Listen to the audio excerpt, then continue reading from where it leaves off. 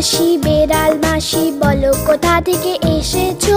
বেড়াল মাসি বলো কোথা থেকে এসেছো? কত ইঁদুর মেরে তুমি কত খেয়ে এসেছো? কত ইঁদুর মেরে তুমি কত খেয়ে এসেছো?